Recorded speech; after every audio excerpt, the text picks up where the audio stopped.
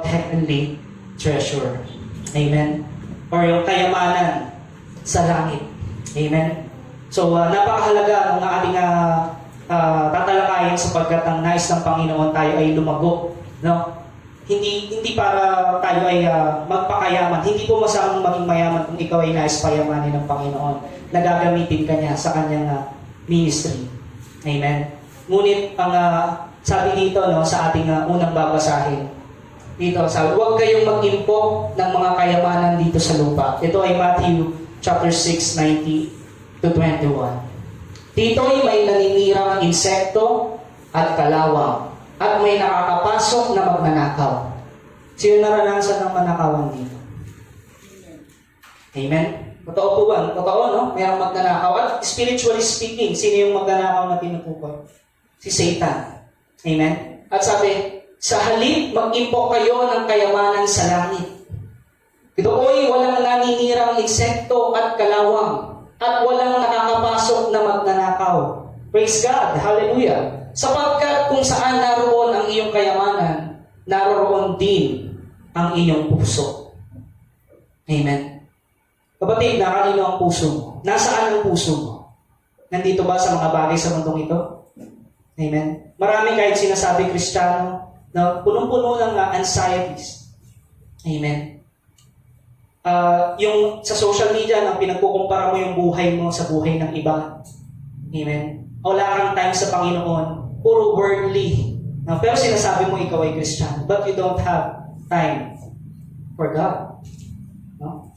So, doon po nangihina ang mga anak ng Diyos dahil we spend more time in worldly things than spending time more and more to God.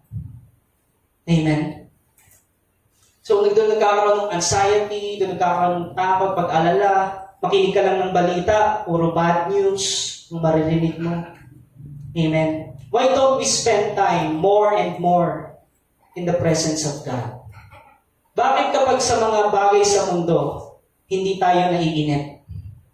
Bakit pag sa mga bagay ng sa Diyos, parang ang tagal naman mag-preach ni pastor, ni brother, ni ganito? Parang kinakahon natin yung oras para sa Diyos. Amen?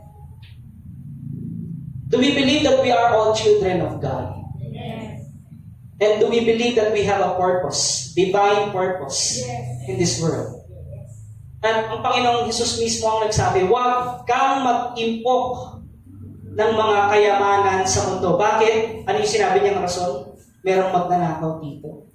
And this is all temporary things. Your job, your career, your marriage, because sa langit, walang marriage ba? Ano yung magaganap na kasalan sa future? Ang church at ang Panginoong Kristo. Amen. Amen. Amen. So, ang sabi dito, huwag tayong mag-impok ng kayamanan dito sa lupa. At ano pang sabi sa sumunod na ating verse na babasahin? 1 Peter 1:4. No? Sabi dito, na magmamana tayo ng kayamanang di masisira. Ang lahat ng anak ng Diyos ay tagapagmana ng lahat ng kayamanan mula sa Diyos. Amen. Na-imagine natin yung grasya ng Diyos. Amen. Tayo ba karapat-dapat bigyan ng pamana ng Diyos? Amen. Why? Because of Jesus. Amen. Ang bugtong na anak ng Diyos, walang iba kundi ang Panginoong Kristo. Nagkaroon tayo ng karapatang maging anak ng Diyos nung tinanggap natin ang Panginoong Kristo. At ang pamana ng Diyos sa atin ay kayamanang hindi nasisira. Amen. Wow. Napakalaming pangako ng Panginoon sa Biblia na mababasa natin, no? At tunay ito'y matutupad. Do we believe na ito'y matutupad? Yes. Ang sabi dito, walang kapintasan. Amen? Tayo, conscious tayo sa profiles natin, sa mga bagay na maging minsan, di ba, talaga sa suot natin, tagal natin mag-ayos Wala namang pong problema doon. No? Pero meron pa rin kapintasan. Amen? Sino na niniwala dito, meron pa rin siyang kapintasan. Sa ugali. Tignan mo yung katabi mo. Ganda. Tapo naman po. Amen? Pero lahat tayo, no? We are wonderfully, fearfully made by God. Amen? At sabi, walang kapintasan yung mga kayamanan at di kukupas na inihanda ng Diyos. Sino yung naghanda? Ang Panginoon. Amen. Isipin mo yung pinaghahanda tayo ng Diyos. Sabi ng Panginoon sa Kristo, babalik siya sa Ama. At ipaghahanda na tayo ng, ayun ginamit sa King James Version, mansions. Amen. Wala yung mga mansions dito na nakikita nyo, or yung malalaki yung sa Middle East, no? Talagang malalaki yun. Pero ito yung pangako ng Panginoon, walang kapintasan. Inihandaan niya ng Diyos sa langit para sa inyo. Kanino naka-address ito? Itong pangakong ito. Sa lahat ng mga anak ng Diyos. Amen? Hallelujah! Praise God! At ano pa ang sabi? Sa 2 Corinthians 8:9, hindi kaila sa inyong kagandahang loob ng ating Panginoong Jesucristo. Amen? Yung grasya ng Diyos. Napakabuti niya. Na kahit na mayaman ay naging dukha upang maging mayaman kayo sa pamamagitan ng kanyang pagiging dukha. Amen? Ang Diyos, ang anak ng Diyos, pinakamataas sa lahat. Bumaba sa pinakamababa. Naging dukha para ikaw ay hindi lang iligtas, hindi ikaw ay magmana ng mga kayamanan ng sa langit. Amen? Grabe po yung pag-ibig ng Diyos, indescribable. Amen? Tapos tayo, kaunting oras lang para sa Panginoon, hindi ba natin mabigay? Huwag kang mag-impok. Masyado ka kasi busy sa mga bagay dito sa mundo. Sa goal mo dito sa mundo. Pero, bakit ganoon? Marami ng tao, sobrang yayaman na, but they are not happy. May mga kakilala ba kayong ganoon? Mayayaman pero hindi masaya. Di makatulog sa gabi. Kasi yung stocks, yung quota, di ba? Kailangan mo. Kahit linggo, gagawin natin yung trabaho yan. Amen? Bakit ganoon po ang nangyayari? At ano pang sabi? Sa next verse. Hebrews 11:6. Hindi maaaring kalugdan ng Diyos ang walang pananampalataya sa Kanya. Sinabi ng Panginoon, huwag kang mag-impok ng mga bagay dito sa lupa, kundi mag-impok ka ng mga bagay kayamanan sa langit. Tayo ba'y nananampalataya na ito ay totoo? Pinalulugdan ka ng Diyos sapagkat ikaw ay nananampalataya. Ang kinalulugdan mo ng Diyos ay yung sumasampalataya sa Kanya. Yung talagang lubos na pagtitiwala sa Kanya. That no matter what happened in this world, you will be still and know that He is your God. Amen? At sabi, sapagkat ang sino mang lumalapit sa Diyos ay dapat sumasampalatayang may Diyos at siya ang nagbibigay ng gantimpala sa mga humahanap sa Kanya. Sino naghahanap dito palagi sa Panginoon? Lord, namimiss mo kita. I love to be in your presence, Lord. There's no like the presence of God. Hindi mo yung mabibili ng kayamanan sa mundo. Dahil binayaran na ng Panginoong Jesucristo. Siya'y mayaman, nagsilbing dukha, upang maging tagapagmana ka Kanyang kaharian. Gaano kabuti ng Panginoon sa buhay mo, kapatid? Naisip mo ba yun? Nare-realize mo ba kung gaano siya kabuti sa buhay mo? Sa pamilya mo? Na hindi aksidente na narito ka because God is speaking to you right now. And He wants to use you for the advancement of His kingdom in this world. Amen? Pag-iimpok ng kayamanan sa langit. Amen? At sabi, siya ang nagbibigay ng gantimpala. Do you believe that God is a rewarder? Yes. Our God is a rewarder. Sino yung bibigay niya ng gantimpala? Sa mga humahanap sa Kanya.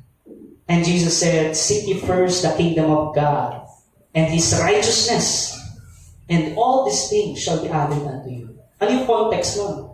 May kinalaman din, huwag kayong mag-alala. Amen? Naalala niyo yung context ng chapter 6 na yun? Amen. Kaya sabi dito sa ating next na babasahin, sa Matthew chapter 6 verse 1, pag-ingatan ninyong hindi pakitang tao o kahipokritohan. Amen?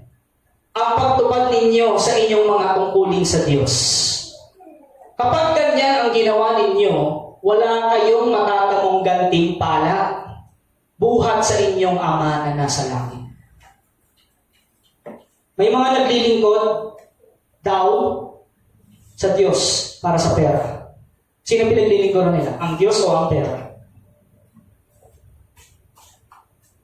Sabi ni Apostle Paul in the early Christian era, no?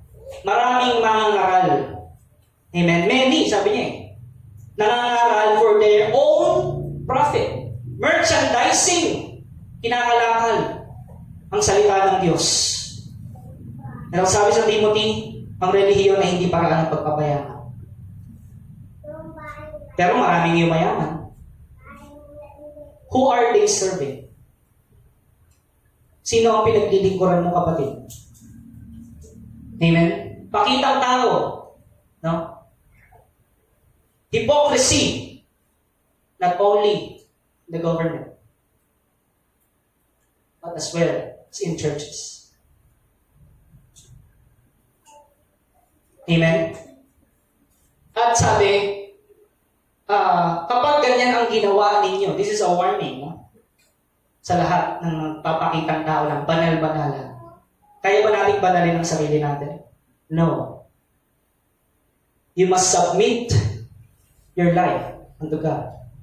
And the Holy Spirit will work in you to make you Christ-like. Amen?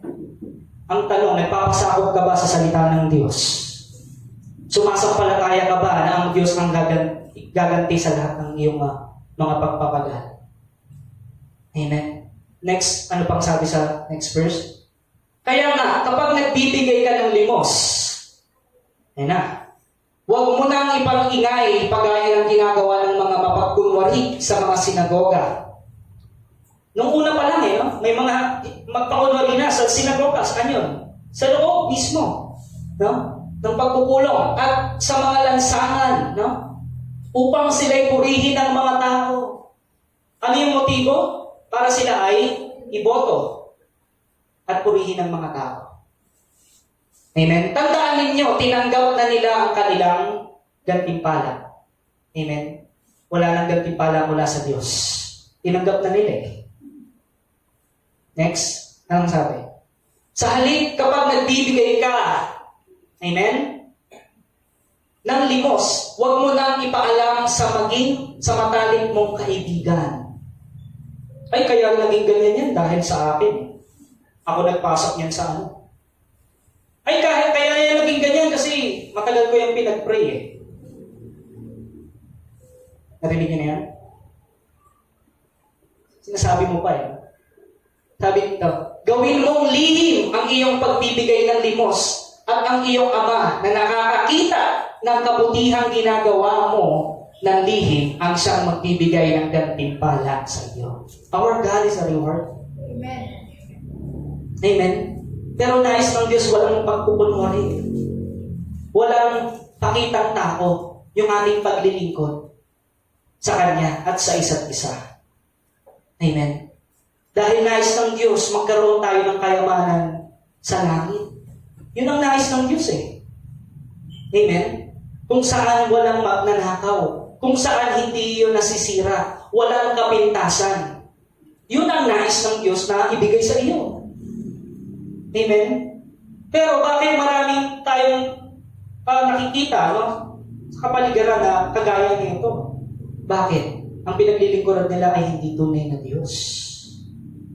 The question is, who is your God? Amen? Sa lansangan, sa sinagoga, sa mga pagpupulong, yung mga tinutukoy na gusto niya, siya yung maitaas. Sino ang tinataas natin dito? Kapatid, sino yung tinataas natin dito? Ang Diyos, wala nang iba. Amen? Next. Anong sabi dito? Matthew 13:44, ang kaharian ng langit, sabi ng Panginoong Hesus, ay katulad ng kayamanang nakabaon sa isang bukid. Nahukay ito ng isang tao, ngunit agad itong tinabunan. Tuwang-tuwa siyang umalis at ibinenta ang lahat ng kanyang ari-arian upang bilhin ang bukid na iyon. Amen? So, merong isang nakakita o nakahukay, no? Yung talagang kayamanan, no? Na walang katulad. Yun ay hinalintulad sa kaharian ng Diyos. Na kapag yun ay nasumpungan mo, ibibigay mong lahat, no? Para doon sa kaharian ng Diyos. Kapatid, sinurrender mo na ba lahat-lahat ng nasa iyo para sa kaharian ng Diyos? Yun po ang tanong sa atin. Amen. Ang tinataas natin dito ay ang Panginoon. Hindi natin tinataas kung sino mang leader. Hindi natin sinasamba yung tagapagturo. Hindi natin sinasamba yung doktrina. Our God, the Creator. Amen. Kaya sabi, tuwang-tuwa siya, no? Kapatid, naalala mo ba nung una kang nakakilala sa Panginoon?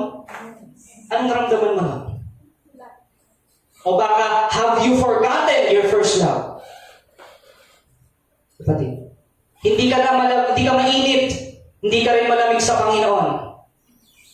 Maligam-gam ka na ba? Amen. Tuwang-tuwa. Kapatid, nandun pa rin ba yung kagalakan mo sa Panginoon? Despite of all these things that's happening in this world? Why? Why? Because of faith. We live by faith and not by sight. Yes. Amen? Ano pang sabi dito sa next verse natin? Huwag kayong matakot. Amen? Sabi mo sa katabi mo, huwag siyang matakot. Amen? Munting kawan, no? Maliit lang eh. Sapagkat ikinalulugod ng inyong Ama na ibigay sa inyo ang kaharian. Kalugod-lugod sa Diyos na matanggap mo, kapatid, ang kaharian. Hallelujah! Amen?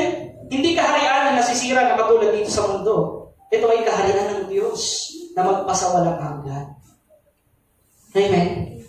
Sapagkat ikinalulugod ng inyong Ama na ibigay sa inyo ang kaharian. Ipagbili ninyo ang inyong ari-arian at ipamahagi sa mga dukha ang pinagbilhan. Gumawa kayo ng mga sisidlang hindi naluluma at mag-ipon kayo sa langit ng kayamanang hindi nauubos. Ang kayamanan dito sa lupa nauubos. Mabilis lang maubos. But if you're a child of God, meron kang kayamanan sa langit, hindi nauubos. Nakalugod-lugod sa Diyos na ibigay yon sa iyo, sa atin. Amen? Because pinagkakatiwalaan siya, sumasampalataya ka sa Kanya. Kaya sabi, doon walang magnanakaw na pumapasok at insektong sumisira. Inulit ng Panginoon. Amen? Naalala niyo yung mayamang, yung binatang mayaman. Amen? Anong sabi ng Panginoon sa kanya? Ipagbenta mo. Ito rin sinabi. Ipagbili mo. At ibigay sa mga dukha. At magtatamo ka ng kayamanan sa langit. Amen? Huwag mo nang iradyo. Huwag mo nang idyaryo. Amen? Ang Diyos nang nakakaalam mo. Kapatid. Huwag mo nang ipagkaingay. Huwag mo nang i-status sa Facebook. Amen? Now, ito po yung kayamanan sa langit. Amen? At anong sabi pa? Sapagkat kung nasaan ang inyong kayamanan, o kapatid, nasaan ang inyong kayamanan, ay naroon din ang inyong puso. Marami nang nag-commit ng suicide because they lost their fortune. Why? Because their heart is in their fortune. Kapatid, nasaan ang puso mo? Naibigay mo na ba sa Panginoon? Amen? Naisurrender ba natin ang lahat sa Panginoon? Amen? At ano pa ang sabi? Sa Matthew 6:24, walang aliping makakapaglingkod sa dalawang Panginoon. Ilan ang Panginoon? Ilan ang Panginoon mo, kapatid? Baka madami yan. Ikaw ang nakakaalam niyan sa sarili mo. That's idolatry. Amen? Sabi, sapagkat kapopuotan niya ang isa at iibigin ang ikalawa. Amen? Paglilingkuran ng tapat ang isa at hahamakin ang ikalawa. Hindi ninyo maaaring paglingkuran pareho ang Diyos at ang kayamanan. Sino ang pinaglilingkuran niyo, mga kapatid? Amen? Who are we serving? Who do you trust? No? Kaya sabi, hindi pwede. Hindi pwedeng dalawa eh. Amen? At dalawa lang din ang daan na sinabi ng Panginoon, ang malawak na daan at ang makipot na daan. At doon sa makipot na daan, konti lang yung dumaraan. Kasi makipot, mahirap naman yan. No? Mas, kapatid, sa totoo lang, mas madaling magpakasama kaysa magpakabuti. Amen? Because, bakit? Because of sin. Nahiwalay tayo sa Diyos. Wala pa kay Adan. Amen? Yung nature natin, nandoon. But, kaya ang sabi ng Panginoon, you must be born again, in spirit, alive in spirit. Alive for Jesus. On fire in serving the living God. Amen? At sabi, paglilingkuran niya ng tapat, yung katapatan, no? Sa Diyos. Umamin tayo sa Panginoon kung ano yung mga kahinaan natin, struggles natin, Lord. No? Mukha akong pera, Lord. Nasabi mo na ba yan sa Panginoon? Baguhin mo ako. Bakit? Hindi natin kaya baguhin sarili natin. Amen. Kaya mo bang baguhin yung sarili mo? Yung asawa mo, kaya mo bang baguhin yan? Yung anak mo, kaya mo baguhin yan? No. Lahat ng lumalapit sa Panginoon ay hindi mapapahiya. Amen. Amen. Yun ang sabi niya. At ano pa? Ang sabi dito, Luke 16:14. Nang marinig ito ng mga Pariseyo, narinig nila, no, yung pangangaral ng Panginoong Kristo, ng mga sakim sa salapi. Mga mangangaral ito eh. Dalubhasa sa kautusan. Pero mga sakim sila sa salapi. Alam nila yung salita ng Diyos, pinapangaral yung salita ng Diyos. Nung narinig nila ito, nagsasalita ang Panginoong Kristo about this, yung heavenly treasures. Narinig nila, no? At kinutya nila si Jesus. No, kunwari ka ba eh. Kunwari ka pa eh. Gusto mo rin naman eh. Ng pera eh. Amen. So, kinutya nila eh. No? Mga Pariseo na to, dalubhasa. Amen.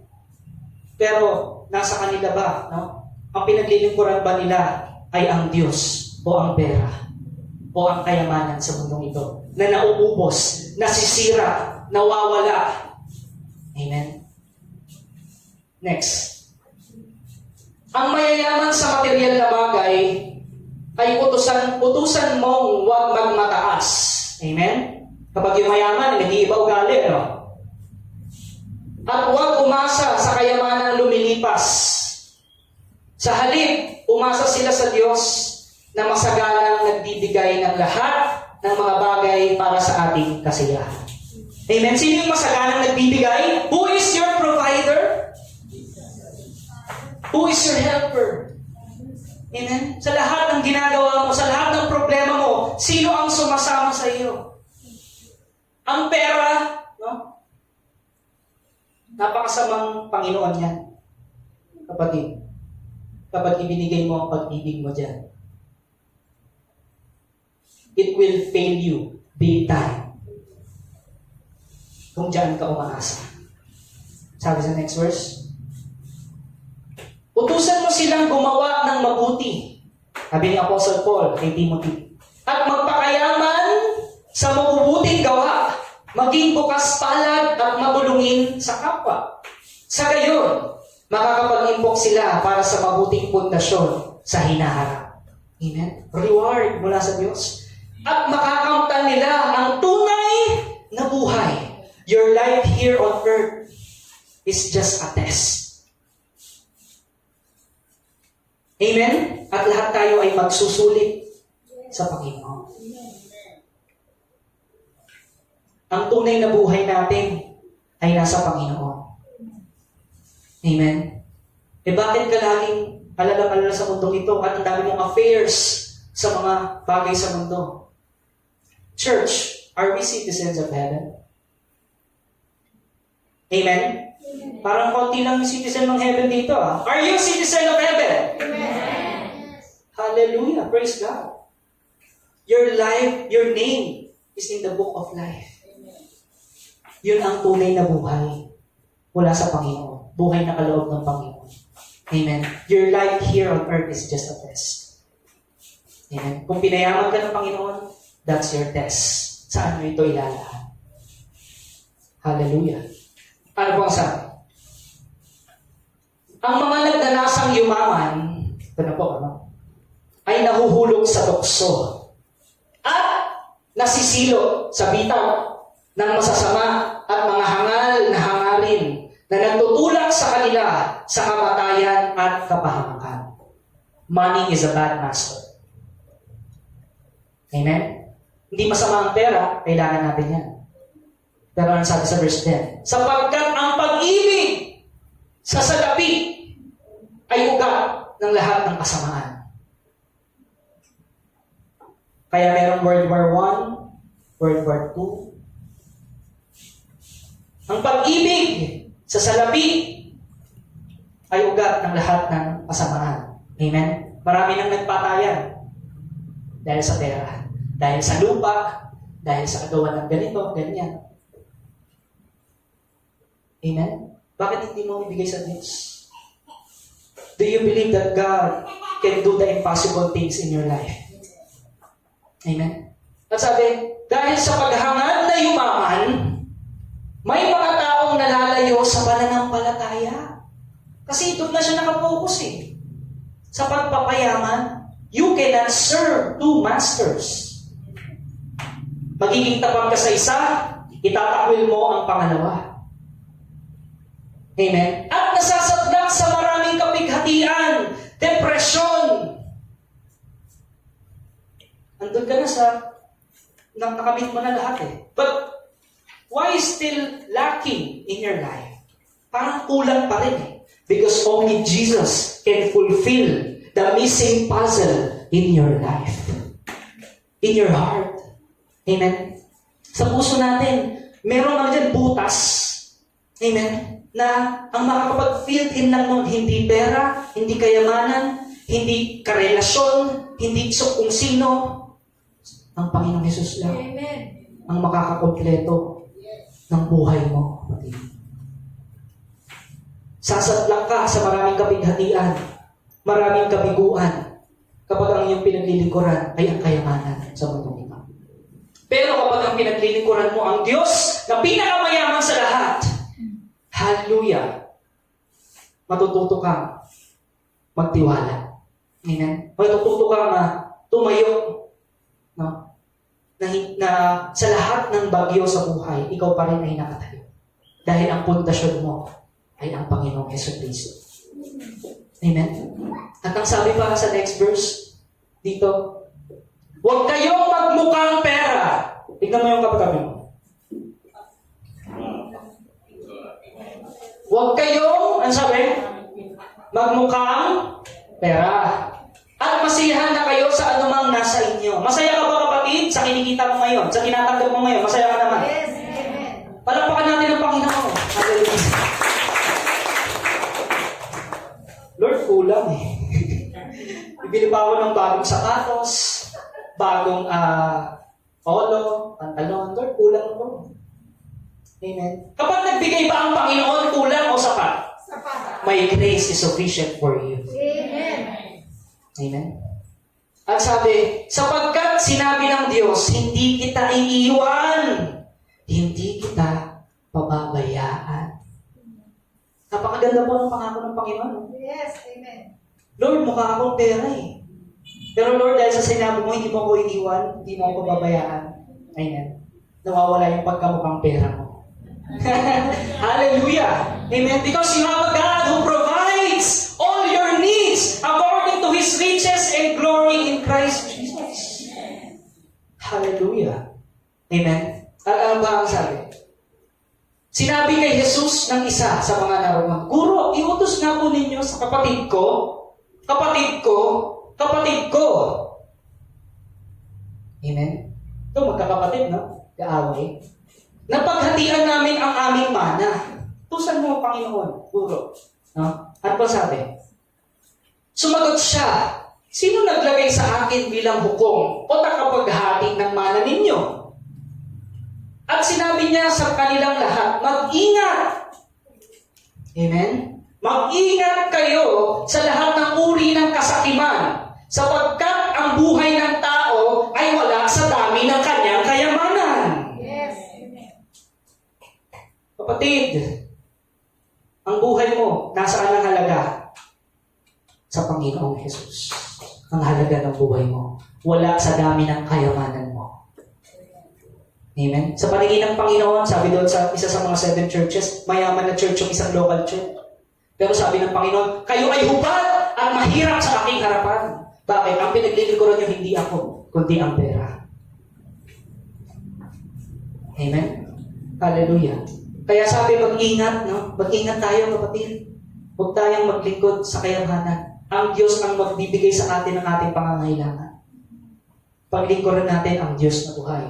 Amen? At tatamo tayo ng kayamanan sa langit. Hallelujah. At ang sabi pa sa next verse, sapagkat ano ba ang mapapala ng isang tao, makamtan man niya ang buong daigdig, ngunit mapapahamak naman ang kanyang sarili.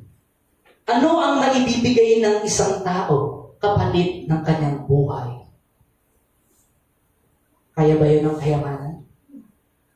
Ano ang mapapala ng isang tao, makamtan man niya ang buong daigdig, pero ang kaluluwa niya ay mapahamak.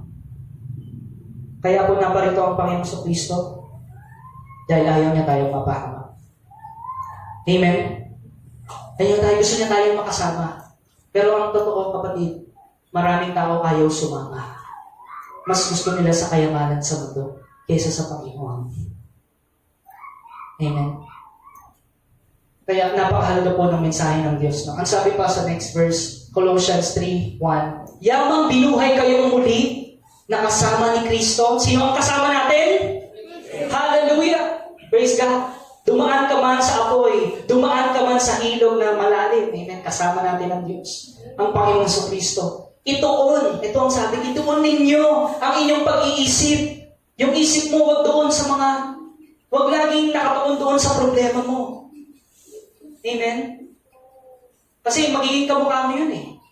Totoo yun. Totoo po yun. Sabi ng sa Biblia yun eh. Amen? Day by day, if we behold Christ, we will be like Him. Kapag siya yung pinagmamasdan mo lagi, magiging kamukha mo siya. Kapag kaya ka nakatingin sa pera, ilan na yung pang-account ko? Bakit nabawasan to? Anong magiging, yung mata mo may dollar sign or peso sign. Amen? Sabi, ituon ninyo ang inyong pag-iisip. Kanino? Sa mga bagay na nasa langit. Ito pag ginagawa natin to, bagay na panlangit pa ito. Hallelujah! Kapatid, mayaman ka sa Panginoon. Hallelujah. Kaya sabi, dito, ang inyong pag-iisip, no? Nasa langit, na kinaroroonan. Bakit? Dahil naroon ng Panginoon eh. Yung focus mo, turn your eyes on Jesus. Amen? Hindi sa mga bagay dito sa mundo, maraming temptasyon. The devil is a liar. He is a roaring lion. Pero sabi, cast your anxiety on Him because He cares for you. Amen? At sabi, ang mga bagay na panlangit ang isa-isip ninyo, hindi ang mga bagay na panlupa. Sapagkat namatay na kayo at ang inyong buhay, kapatid, nasaan yung buhay natin, ay nakatago sa Diyos. Sino ang kasama? Kasama ng Panginoong Jesucristo. Hallelujah. Amen? Napakagandang pagmasdan, no? Ang kagandahan ng Panginoon. Hallelujah. In the presence of the Lord, there is joy. No? In the midst of problems, in the midst of this chaos, amen, there is peace. Amen. Maraming tao sobrang yaman, sobrang dami na nilang nakamit sa buhay, but there's no peace. Hindi mo mabibili ang kapayapaan. Sapagkat ang kapayapaan ay nasa presensya ng Diyos. Amen. Hallelujah. Namatay na tayo, no? Sabi, sa ating mga panlupa at ang buhay natin ay nasa Panginoon, Yesu Kristo. Next verse. At sinabi ni Jesus, makinig kayo, sabi ng Panginoon Jesus. Darating na ako. Hallelujah. Jesus will come back. Yeah. Amen. Sabi, dala ko ang mga gantimpala. Ano yung dala-dala ng Panginoon? Hallelujah. Kasama ka kaya doon, kapatid, sa dala ng Panginoon na gantimpala? Yes! Claim it! Yes. Hallelujah! May dala-dala siyang gantimpala. Ibibigay sa bawat isa ayon sa kanyang ginawa. Ito po ay naka-address, hindi sa lahat ng tao. Naka-address ito sa mga anak ng Diyos. Amen. Ano pa ang sabi? Sapagkat wala nang ibang pundasyong maaaring ilagay maliban sa nangilagay na. Walang iba kundi si Yesu Kristo, ang pundasyon ng ating buhay. May nagtatayo ng gumagamit ng ginto, pila o mahalagang bato. Mayroon namang gumagamit ng kahoy, damo o dayami. Makikilala ang uri ng gawa ng bawat isa sa araw ng paghukom. Sapagkat mahahayag sa pamamagitan ng apoy. Ano yung apoy? Yung mata ng Panginoong Kristo. Blazing fire. Amen? Ipagsusulit natin lahat ng ginawa natin. At sinabi, kung ang itinayo sa ibabaw ng pundasyon ay hindi masunog, tatanggap ng gantimpala, reward. Amen? Ang nagtayo noon. Amen? Ano yung mga pwedeng gamitin ng tao? Yung una, wood, bato, kahoy, no? Wood, hay, and straw. Amen? At natatagpuan yun, madali lang matagpuan yun, yung mga kahoy. Amen. Pero yung mga precious stones, no? Katulad ng ginto, diamante, madali bang makita yun? Hindi. Amen. One is common, the other is rare. Amen. Common yun eh. Kahoy, dayami. No? Balik natin sa verse na yun, atras. One is burns by fire. The other one is purified by fire. Ang ginto, pag nilagay mo sa apoy, lalong dumadalisay. Ang kahoy, ilagay mo sa apoy.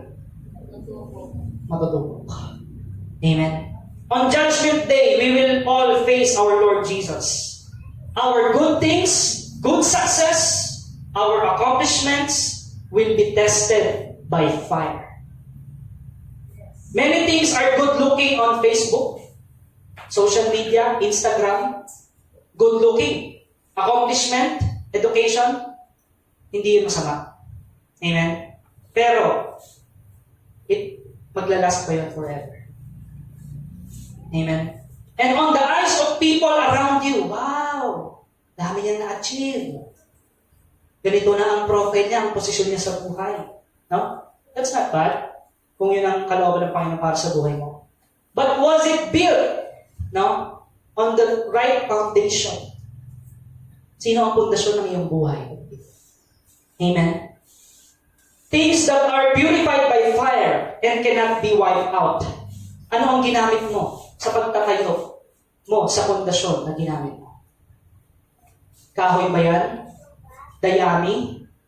No? O yan ay ginto? Diamante, yung mga precious stones? Na kapag ay umapoy or naapoyan, hindi masisira. Amen? We build our lives in Jesus, but we build it with Jesus as well. Ang buhay natin, sino ang pundasyon? Ang Panginoong Kristo. At tinatayo din natin ang ating buhay sa pundasyon at kasama natin ang Panginoon sa pagtatayo. Amen?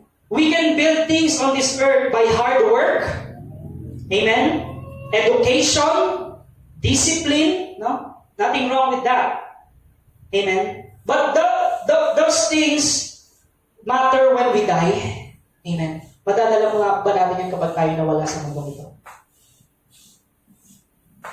When you stand, no, in tribulation, persecution, and all variety of trials, no, at ikaw ay natiling nakatayo, bakit ka nanatiling nakatayo? Dahil ang pundasyon mo ay ang Panginoon sa Kristo. Amen. At yung pananampalataya mo ay sinasalang sa apoy, pero hindi ka nasusunog, kapatid. Bakit? Yan ay ginto. Pero kung yan ang pananampalataya mo ay katulad na ng kahoy, katulad ng dayami, nasusunog, hindi ka tatagal sa mga pagsubok na parang apoy. Amen? In eternity, what matters is not how big did you build. It is what materials did you use to build it. Ano ba ang ginamit mong material? Amen. In eternity, a lot of rich people will be poor, and a lot of poor people will be rich. Let the weak say, I am. Let the poor say, I am. Hallelujah. Kaya sabi, build your life on Jesus. Sabi mo sa kapatid mo, build your life on Jesus. Amen. Yung wood, hay, straw, napakadaling hanapin nun eh. Yung mga material na yun. It doesn't require prayer. No? Hard work ka lang, discipline, education, background. Makakamit mo yan. But that is wood, hay, and straw. If it is tested by fire, it will be wiped out. Yes. Amen. Pero yung prayer mo, yung fasting mo, yung paglilingkod mo, yung mga mabuting ginawa mo para sa ngalan ng Panginoon, it will last forever. Amen. May gantimpalang dala-dala ang Panginoon para sa iyo. Amen. Kaya po ang paglilingkod sa Panginoon, diba, sakripisyo to. Lagi ko narinig kay Pastor yun. Yes, you are a living sacrifice. Amen. Kaya sabi, it doesn't require consecration, no? Yung mga kahoy, yung mga material na nasusunog, it doesn't require prayer, it doesn't require devotion or consecration. You just need to be smart and working hard. Makakamit mo yan. Pero lahat yun ay masusunog sa pagdating ng Panginoon. The reward is not dependent on how big it is. It is dependent on how pure and precious it is. How precious, no?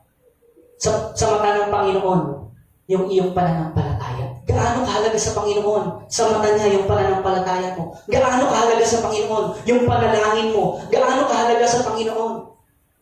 Yung paglilingkod mo sa Kanya. Those are gold. Those are diamonds that will last forever. Amen? Yun po ang matitira pagdating ng Panginoon. Amen. At ibibigyan niya ng reward ang lahat, no, ng nanatiling tapat na naligtas. Amen. At ang ano pa, magtatapos na po tayo. Makikilala, sige, ganun muna. Makikilala ang uri ng gawa sa bawat isa sa araw ng paghuhukom, sapagkat mahayag sa pamamagitan ng apoy kung anong uri ang ginawa ng bawat isa. Kung ang itinayo sa ibabaw ng pundasyon ay hindi masunog, tatanggap ng gantimpala na nagtayo noon. Hallelujah. Next. And this one is the parable of the talents. Now, dito po ako magtatapos. Amen. Familiar po ba tayo dito sa parable nito ng Panginoon? Merong tatlong pinagbilinan. Amen. At sabi doon na it talks about a man about to go on a journey, no? Who called his own slaves and entrusted his possessions to them. To one, he gave 5 talents, no? Sa isa 3, sa isa 2, no? So, bibilisan natin. In other words, no? We cannot compare ourselves to other. Huwag mong ikumpara yung sarili mo sa iba, kapatid. Iba-iba ng gift binigay ng Panginoon. Kung saan ka nilagay ng Panginoon, doon ka magpagamit.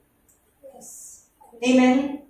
Kaya sabihin yung talent na binigay sa'yo ng Panginoon Huwag natin ikumpara bawat isa sa atin. Many times our excuses, the master gave us konting talent lang yung binigay sa akin ng Panginoon Huwag ko na gamitin, nakakahiya.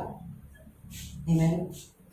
Kaya yung una at yung pangalawa, they work hard, no? Para mapalago yung talent na binigay sa kanila ng Panginoon. Hindi sila naging tamad. No? Hindi sila naging responsable sila. Hindi sila irresponsable ng mga anak ng Diyos. Sabi nga dyan sa verse 19, pagkaraan ng mahabang panahon, bumalik ang Panginoon. Babalik ang Panginoon. Amen? Ang mga tauhang iyon ay sila'y pinagpulan. Nag-ulat, nag-report. Amen? Ang sabi, lumapit ang tumanggap ng 5,000 salaping ginto at sinabi, Panginoon, ito po ang 5,000 salaping ginto na iniwan ninyo sa akin. Ito naman po ang 5,000 salaping ginto na tinubo nito. Ano sabi sa kanya ng Panginoon? Sinabi sa kanya ng Panginoon, well done, good and faithful servant. Amen? Kaya sabi, naging tapat ka sa kaunting halaga, kaya gagawin kitang tagapamahala ng malalaking halaga. Hallelujah! Alam ba natin sa New Heaven and Earth, maraming trabaho doon? Ipapatrabaho sa inyo ng Panginoon. lilipad-lipad na lang kami, ganyan. Wala. Ang sabi dito, new heaven and earth, di ba, ang gobyerno under the King of Kings, amen? And Lord of Lords, the government of the Lord Jesus Christ. At doon, papamahala ka niya. Amen? Kung anumang lugar, kung anumang bansa ang ipapamahala sa iyo ng Panginoon. There's a lot of work there. In the New Jerusalem. Your life here on earth is just a test. Kung pinagkatiwalaan ka sa maliit na bagay dito sa mundo, pagkakatiwalaan ka sa panibagong mundo na malalaking bagay. Amen? Kaya naging responsable. Sa verse 21, ganun din yung nangyari, no? The same as the second one. Talo na tayo sa verse 24. Anong sabi doon? Sa 24. Lumapit naman ang tumanggap ng 1,000 sa daping ginto at sinabi, alam ko kung kayo'y mahigpit at pinipitas ninyo ang bunga ng hindi ninyo itinanim at inaani ninyo ang hindi ninyo inihasik. Natakot po ako.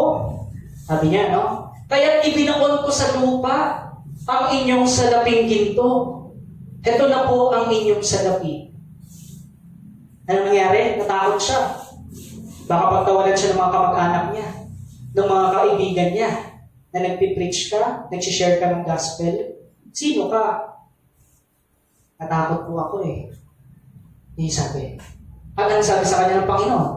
Sumagot ang kanyang Panginoon. Masama at tamad.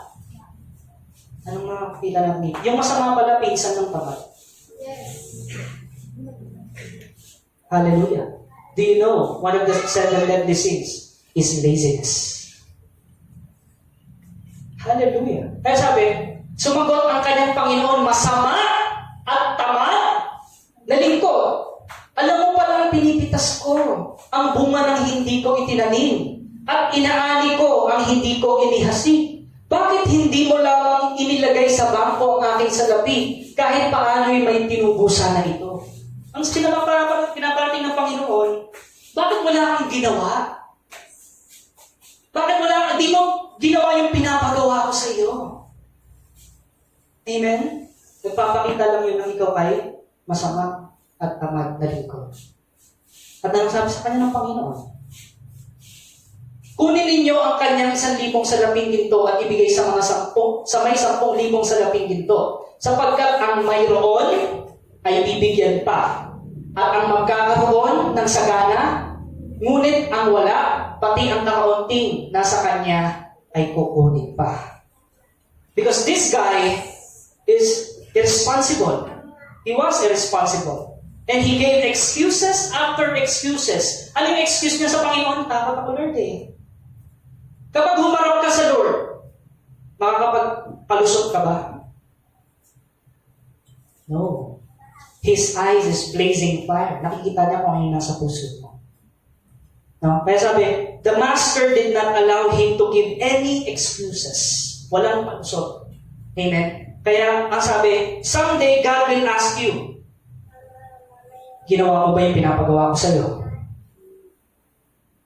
Ito, kapatid, ang sasabihin sa iyo ng Panginoon, ginawa mo ba yung pinapagawa ko sa iyo?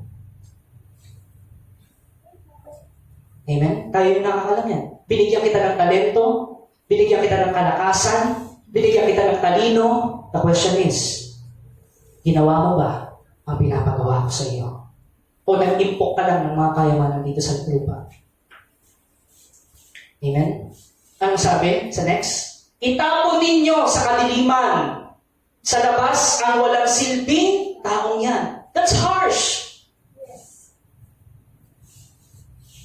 Pero ang katotohanan, kapatid, tayo ang naunang nag-inoffend natin ng Panginoon. Na-offend sa atin ng Panginoon. Amen?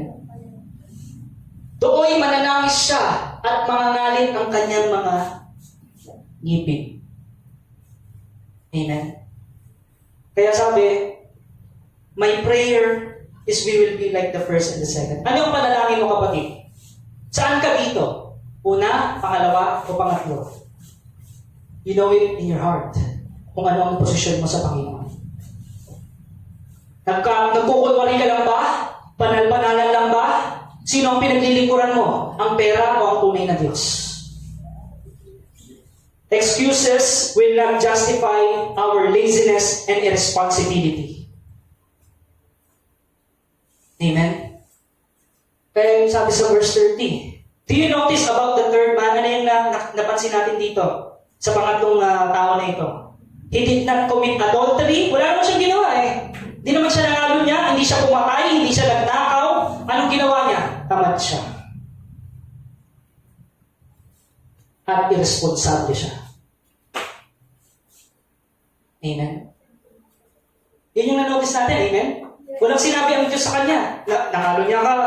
Pumatay ka. Di ba? Nang chismis ka. Walang ganun ang sinabi. Tamad ka. Hindi mo ginawa yung pinapagawa ko sa iyo. Amen? There are consequences to our irresponsibility.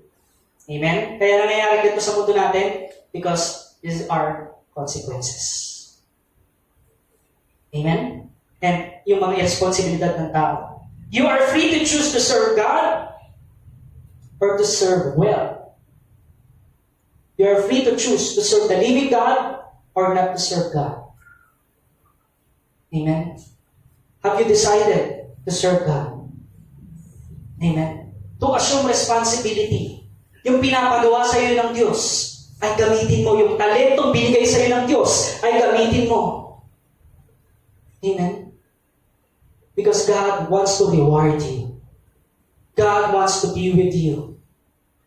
At nais ng Diyos, maging tagapamahala ka doon sa bagong mundo at bagong langit na kanyang ipinangako. Kapatid, the question is, ginagawa ba natin yung pinapagawa ng Panginoon? Ilang oras meron tayo para sa Panginoon? Sa panalangin. Fasting. This year, 2021, no? Maraming mga sabihin, magiging okay na lahat, no? Ginagamit pa ang pangalan ng Panginoon Kristo. But if you will meditate on God's Word, magiging palala ng palala ka, kapatid. Yes. Who are you serving? Ginagawa mo ba yung pinapagawa ng Panginoon? We are in the last days. There will be no excuses pagbalik ng Panginoon. Kung bukas, bumalik ang Panginoon.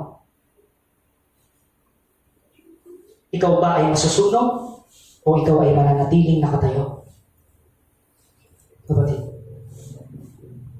That's why, yun ang biggest question sa atin, kapatid. Heavenly treasures. God wants to reward you. Our God is a rewarder.